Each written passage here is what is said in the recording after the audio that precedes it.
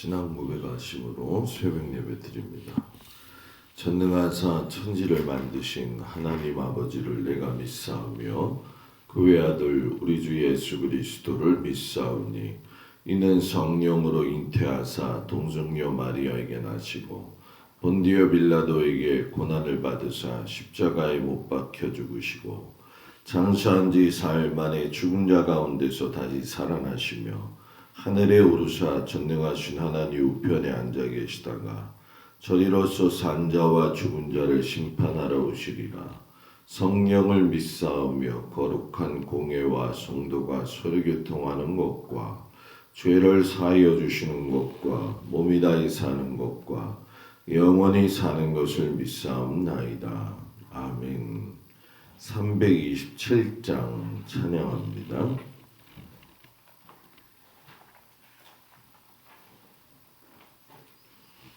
(327장)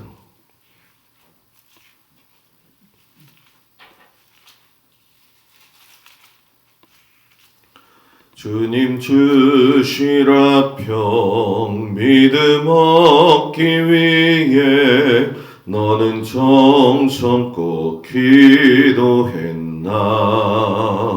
주의 제단 앞에 모두 바치기 전 복을 받을 줄 생각 마라. 주의 제단에 산제사 드린 후에 주 내 맘을 주장하니 주의 뜻을 따라 그와 동행하며 영생 복락을 누리겠네. 주의 밝은 빛에 항상 활동하며 선한 사업을 힘쓰겠나. 자유 얻으려며 주의 뜻을 따라 너의 모든 것 희생하라. 주의 제단에 산제사 드린 후에 주 내 맘을 주장하니 주의 뜻을 따라 그와 동행하며 영생 복락을 누리겠네. 주의 제단 앞에 모두 바친 후에 주와 온전히 사귀겠네. 주님 주신 기쁨 또한 그의 사랑 어찌 말로 다 형용하냐. 주의 제단에 산제사 드린 후에 주 내 맘을 주장하니 주의 뜻을 따라 그와 동행하며 영생 복락을 누리겠네. 아멘. 하나님 말씀은 민수기 28장에서 30장까지의 말씀입니다. 그 중에 민수기 28장 9절서부터 중요한 것까지만 15절까지 보도록 하겠습니다.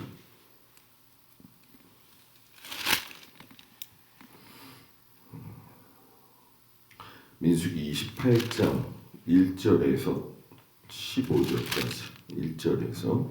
15절까지 교독합니다. 여호와께서 모세에게 말씀하여 이르시되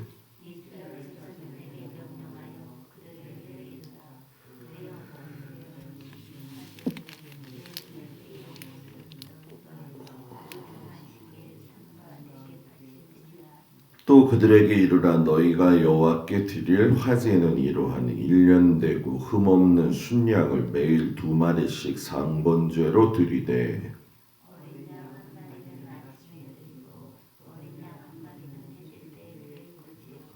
또 고운 가루 10분의 1 에바에 빻아낸 기름 4분의 1 흰을 섞어 소제로 드릴 것이니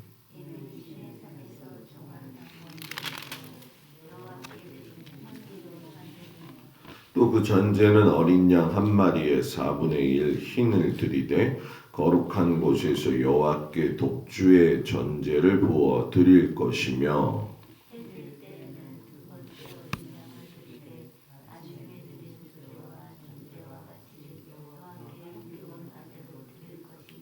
안식일에는 1년 되고 흠없는 수양 2마리와 고운 가루 10분의 2의 기름 섞은 소제와 그 전제를 드릴 것이니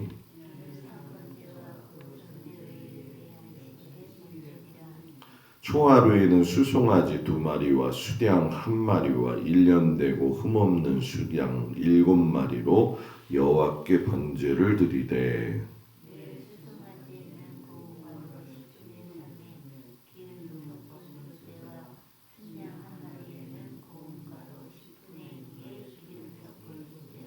매어린 양에는 고운 가루 10분의 1의 기름 섞은 소제를 향기로운 번제로 여호와께 화제를 드릴 것이며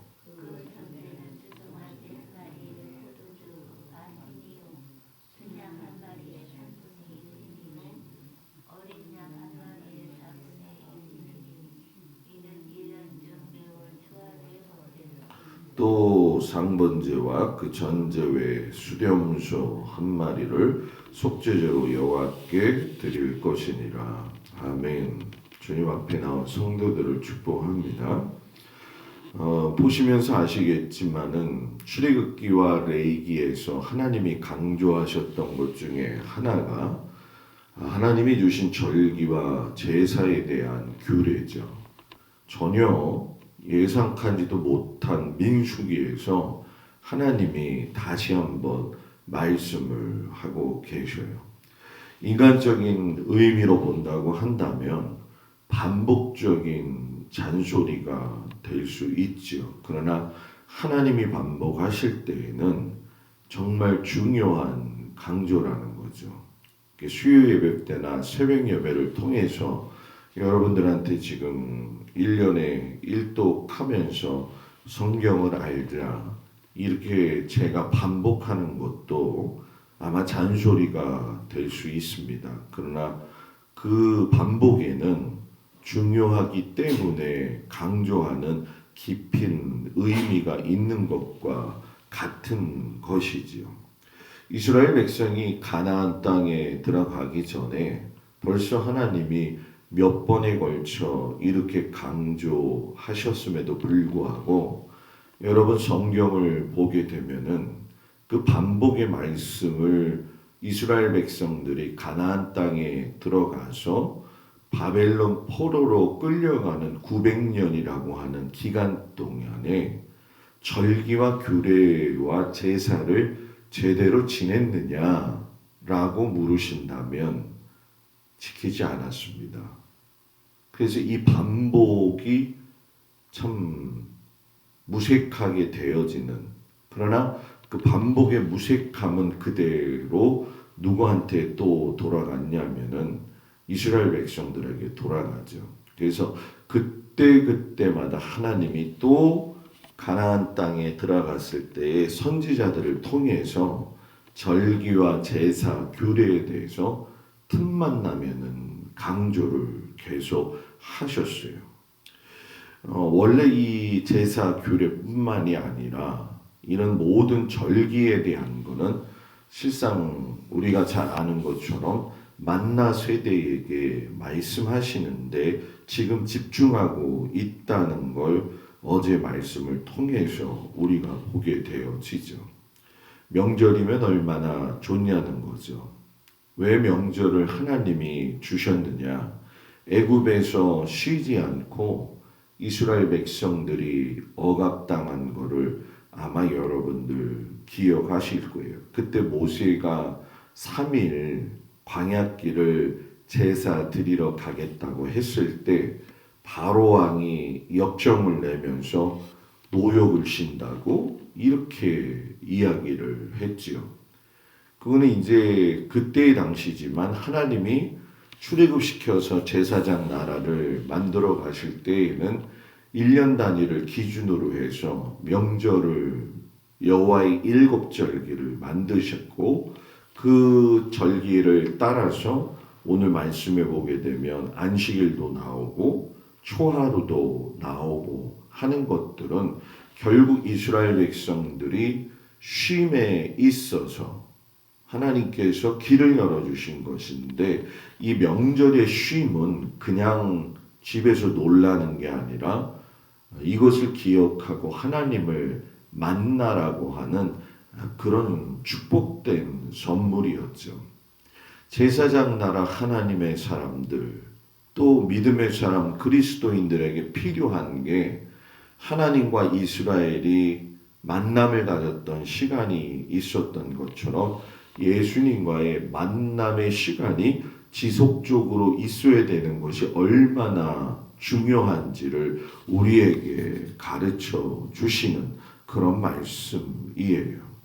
40년 전 시내 광야에서 하나님이 제사장 나라 내가 세울 거야 하고 제사장과 더불어서 율법과 절기와 규례들을 만들어서 주셨죠. 그때 아직 인구조사가 끝나지 않았을 때에 하나님께서 뭐라고 이야기를 하셨냐면은 출애굽기 23장 14절 10절에 17절에 보면 너희가 모든 절기 때 하나님 앞에 나온 때에 빈손으로 나오지 말고 수고하여 밭에 뿌린 것의 첫 열매를 거두어서 수고한 것을 하나님 앞에 보일지니라 이렇게 말씀하셔요.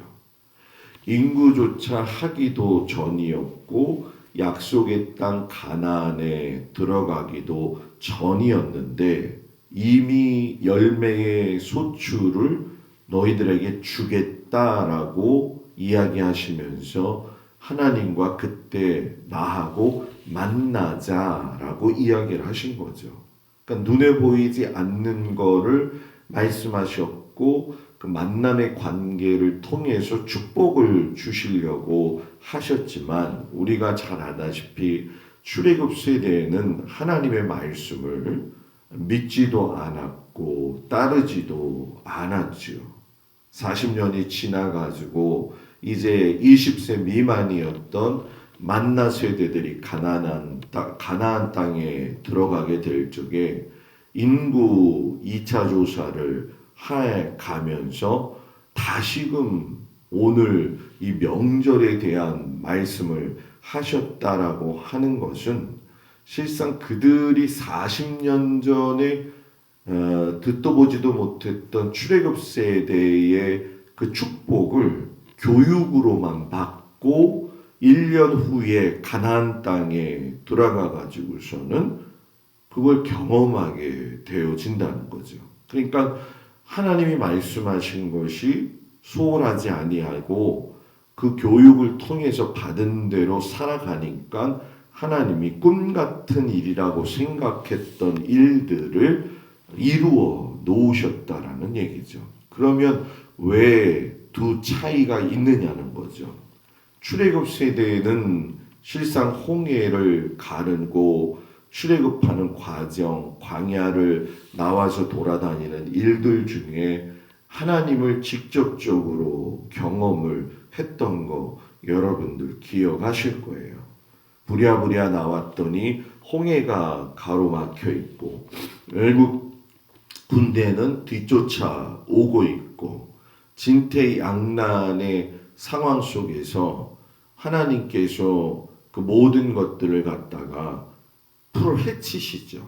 그래서 홍해가 갈라지는 것을 보게 되어지는데 이 홍해 사건뿐만이 아니라 출애굽 세대들에게 주셨던 사건의 의미는 거기 큰 하나님이 원하시는 것이 있었어요. 그 중에 하나가 뭐냐? 이것을 통해서 하나님을 알고 더 알아가는 기회가 되라. 여러분들 살면서 경험되어지는 신앙적 체험들이 다 그런 거 아니겠나요? 그리고 하나님을 더 믿을 기회로 삼아라.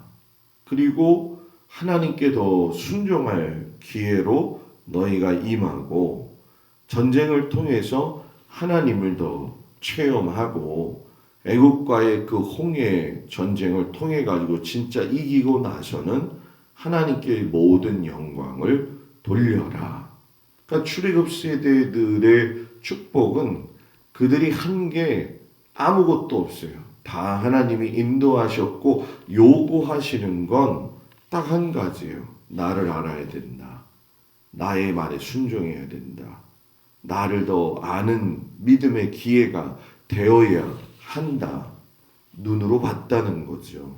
그런데 문제는 눈으로는 봤지만 마음 깊이 새겨놓지는 않았다라는 거예요.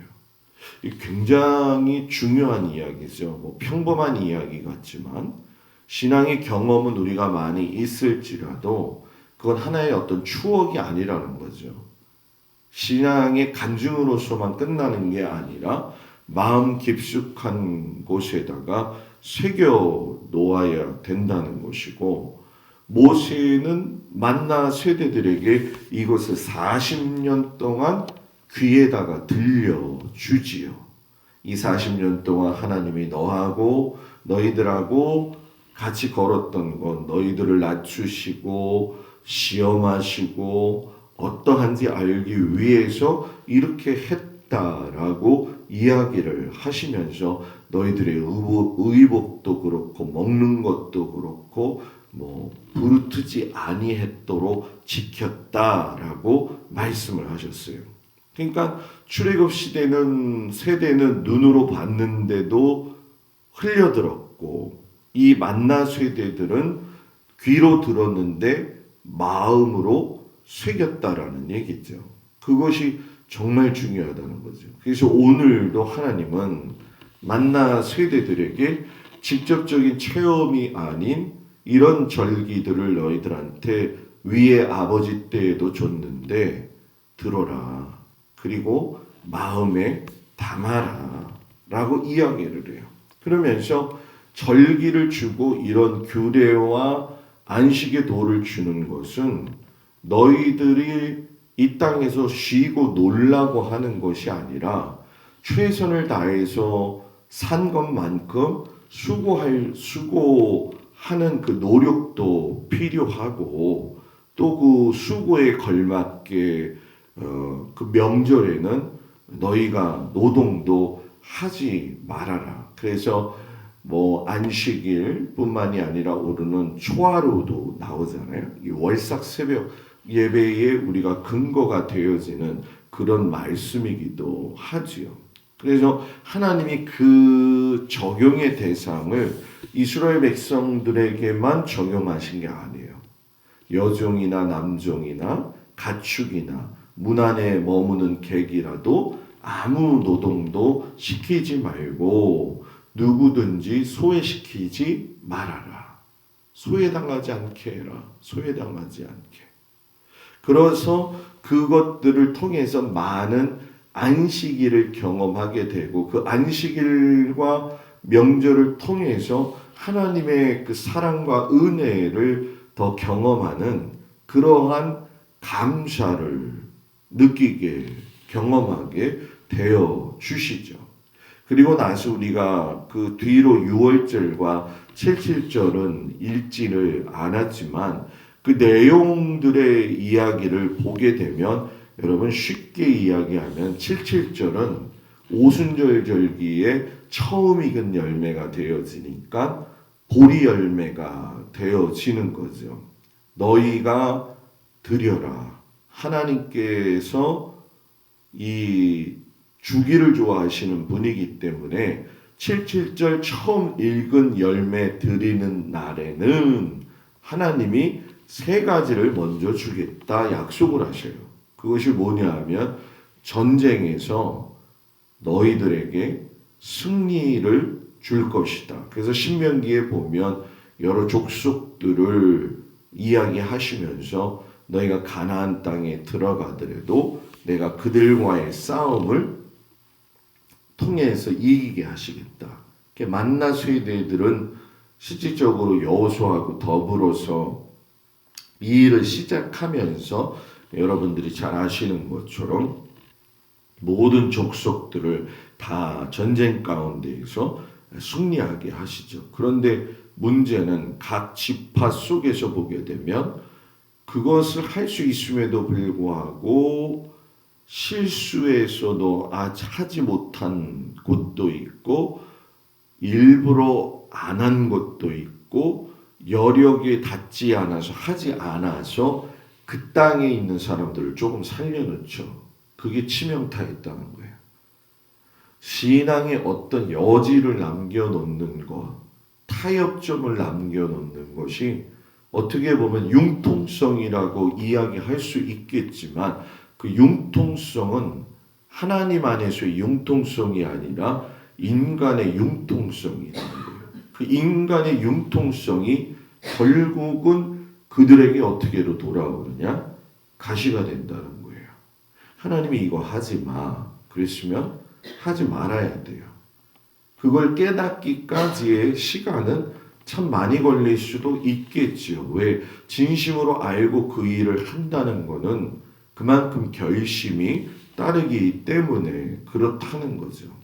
그래서 신앙생활이 결단하는 것과 감정적으로 결단하는 것은 다르다라는 얘기예요.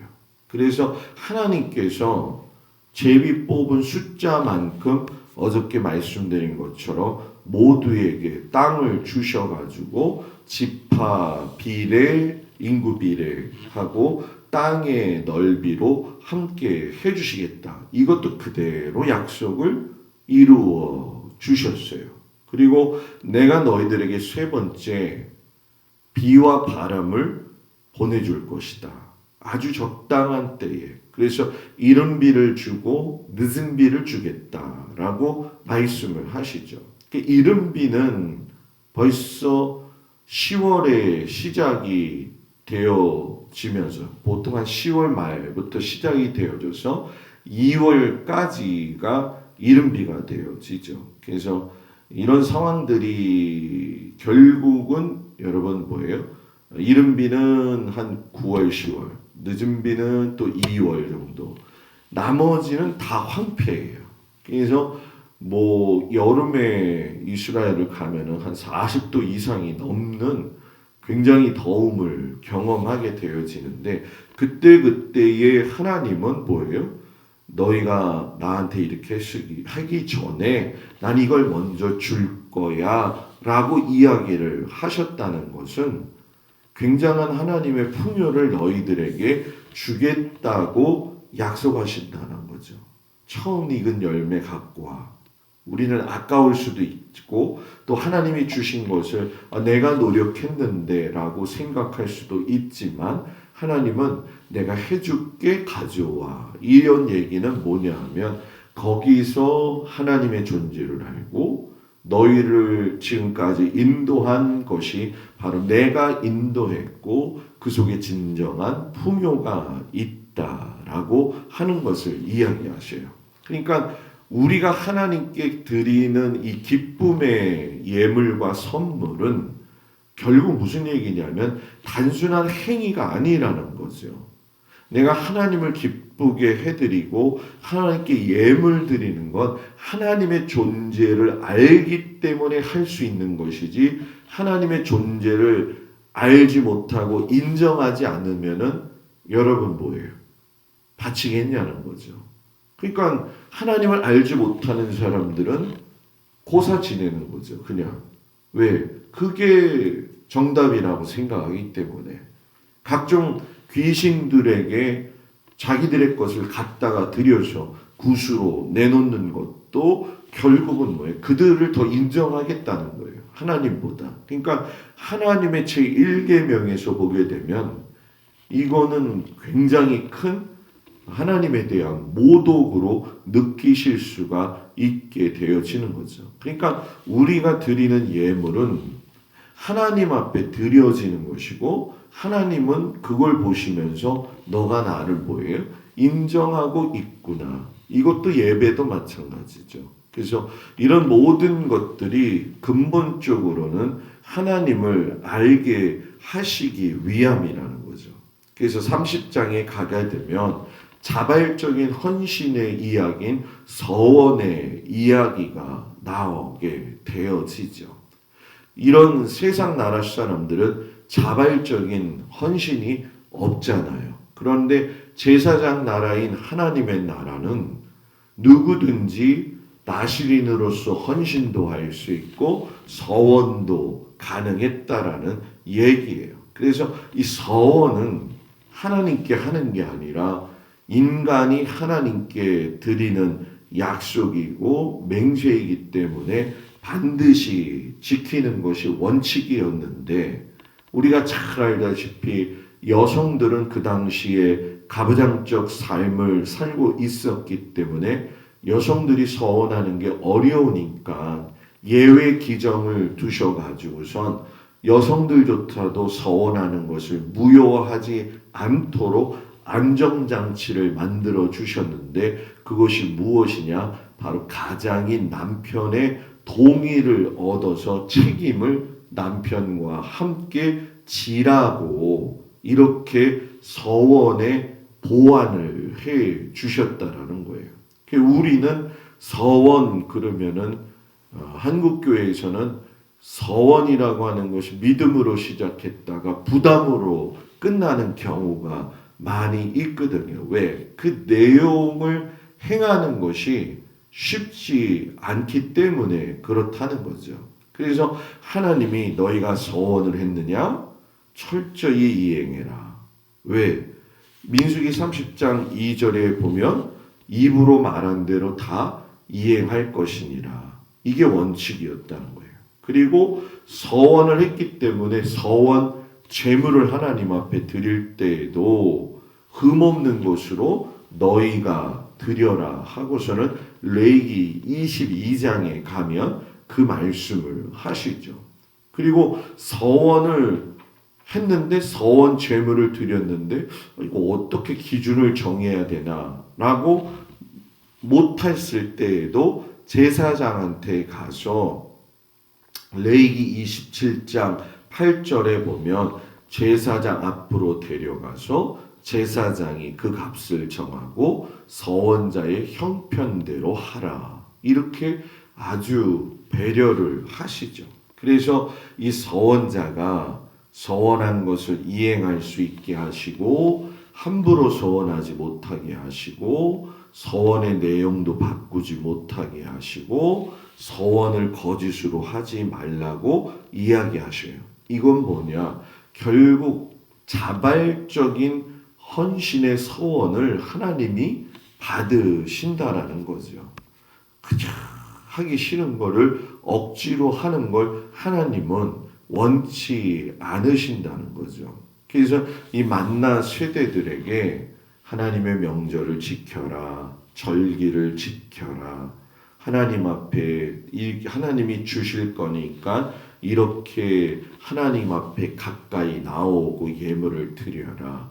이런 것들을 사전에 말씀하신 건 인간이 나약하다는 걸 하나님이 아셨기 때문에 너희가 나를 중심으로 해서 살아가도록 해라. 이렇게 하나님은 배려를 해 주셨다라는 얘기죠. 그래서 이 만나 세대가 참 어떻게 보면 기적을 경험하지 않은 사람의 세대라고도 이야기는 할 수 있어요. 물론 만나를 먹는 기적을 베품을 당했지만 여러분 한번 생각해 보세요. 만나를 매일 먹었어요. 38년을. 그걸 기적이라고 생각할까요? 당연하다고 생각할 거라는 거죠. 그러니까 우리가 밥 먹는 거 농사 짓고 소출이 나오는 게 당연하다고 생각하잖아요. 평생으로 일을 하면 심으면 나는 거 아니냐고. 그러니까 만나도 그렇게 생각할 수 있었을 상황이었는데 그때 하나님이 내가 절기, 제사, 규례 주고 하늘로부터 비와 바람 주기 때문에 전쟁이 없기 때문에 소출도 얻을 수 있는 것이다. 우크라이나 사태가 지금 어떻게 될지 모르지만 여러분 그것도 다 마찬가지 아니에요?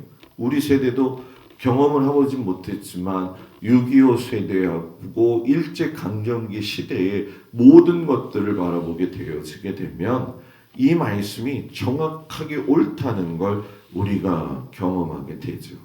그러니까 하나님은 우리가 그 어려움을 당하지 않도록 인간을 향한 사랑의 은혜를 지금도 한없이 끝없이 이야기하시고 말씀하신다는 그 사실에 위로를 받고 힘을 얻을 수 있는 우리 귀한 성도들이 되어지는 하루가 되었기를 주의 이름으로 축복을 드립니다.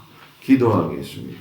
은혜로우신 아버지 하나님, 하나님께서 제사와 규례와 또 절기에 대한 모든 것들을 만나 세대들에게 다시금 가르치시는 것을 우리가 보게 됩니다. 이 깊은 말씀에는 하나님께서 주시고자 하는 깊은 뜻이 있었습니다.